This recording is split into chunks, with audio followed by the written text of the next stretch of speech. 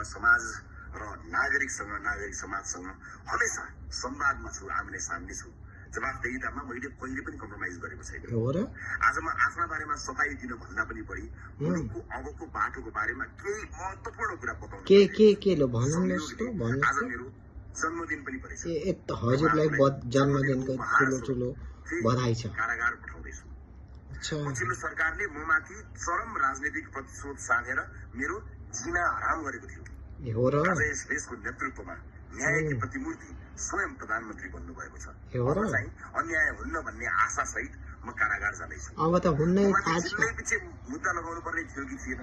सहकारीसँग साइनो नै नभएको मान्छेलाई संगठित अपराध र सम्पत्ति शुद्धिकरण सहितको सहकारी ठगीको मुद्दा लगाउनु पर्ने हो कि होइन भन्ने कुरा म नयाँ सरकारको विवेकमाथि नै छोड्न चाहन्छु।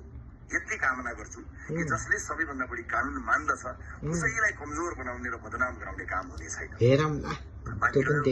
मलाई केही दिन अगाडि कारागारबाट निकालिएको विषयको विवाद, त्यति बेला भेडबाट जेललाई जोगाउन चिठी दिएर निकालियो। अहिले चिठी नै वैधानिक छैन भन्ने पनि सोच्छु।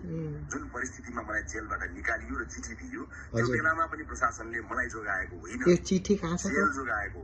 आज आएर त्यसको वैधानिकतामा त्यसका नाममा कुनै कर्मचारीलाई सचिवलाई अप्ठ्यारोमा पार्न म चाहन्न।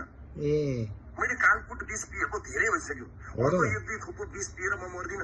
मलाई यस्ता आरोप प्रतिशोधहरूको पानी परिसक्यो।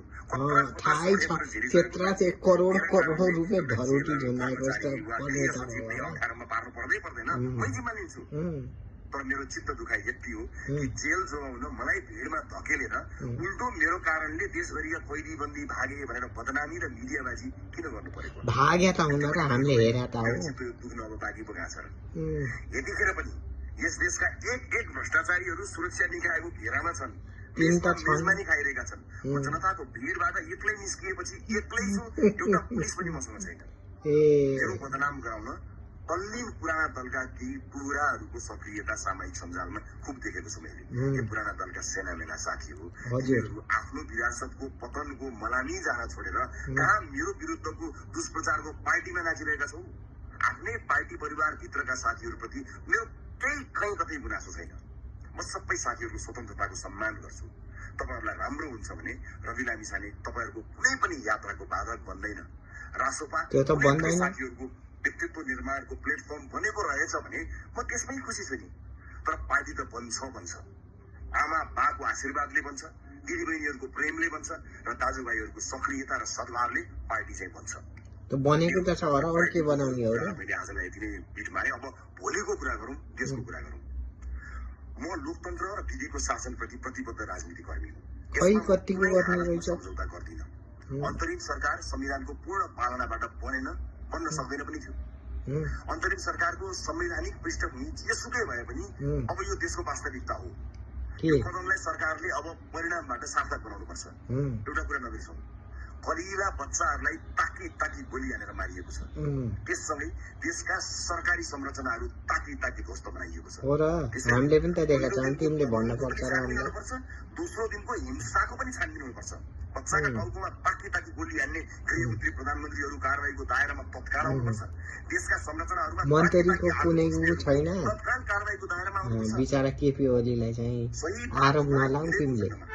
सरकारको सफलताका लागि आफ्नो सबै शक्ति र सामर्थ्य प्रदान गर्ने वचनका साथ मेरा केही मागहरू छन्। के छन्? 2046 साल पछिका नीतिगत लगायतका सम्पूर्ण निर्णयहरू र उच्च पदस्थको सम्पत्ति छानबिन हुनुपर्छ। त्यो त भइरहेको छ। देशका सबै निकायमा गरिएका राजनैतिक नियुक्ति एकै निर्णयबाट रद्द गरिनुपर्छ। 3, कर्मचारीदेखि न्यायालयसम्मको पुनर्नियुक्तिको बाटो तत्काल खोल्नुपर्छ। सुब्बादेखि माथिसम्मले फेरि जाँच दिनुपर्छ। हो त्यही कुरा गराए पो जान्ला छ र अहिले फेरि नियुक्ति तत्काल खारेज गरी मेरिटोक्रेसी स्थापित हुनुपर्छ।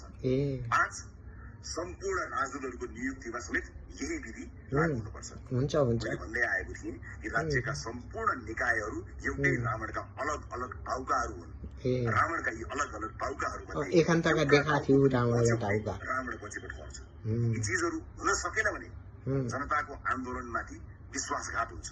मलाई विश्वास छ समयमै निर्वाचन हुनेछ। त्यसका लागि स्तरबाट दबाव बढाएर सरकारलाई सहयोग गर्नेछौँ। नयाँ सरकार र नयाँ जेनेरेसनलाई मेरो शुभकामना छ। Thank you. यो आन्दोलनका क्रममा आफ्ना कलिला छोराछोरी गुमाएका बाआमाहरू सँगै छु। मैले केही योगदान दिनुपर्ने भए म यही नक्कु कारागारमै छु, भेट्टाउन सक्नुहुनेछ। लो लो हुन्छ। पार्टीको तल्लो तहसम्मका साथीहरूलाई यति भन्दछु कि अब चुनाव जिते पनि नक्कु कारागार जान्न बुढा। हामी सबै हटाउँछौँ। पुराना राजनीतिक दलहरूप्रति हामीले प्रतिशोध साध्नुपर्ने के पनि छैन। उनीहरूले जति जाने त्यति गरे। इतिहासका विभिन्न कालखण्डमा यो देशमा परिवर्तन ल्याउन उनीहरूले गरेको योगदानलाई सम्झेर पनि हामीले प्रतिशोधको भावना त्याग्नुपर्छ। स्वस्थ चुनावी प्रतिस्पर्धाबाट उनीहरूलाई हराउन सक्ने ल्याकत हामीले राख्नुपर्छ। एक्लै नसके सबै नयाँहरू एक ठाउँमा मिलेर देशभरका सम्पूर्ण पार्टी पंक्तिलाई प्रशासनसँग समन्वय गरी पुनर्निर्माणमा श्रमदान गर्न म हार्दिक अपिल गर्दछु। ल हुन्छ, नमस्कार।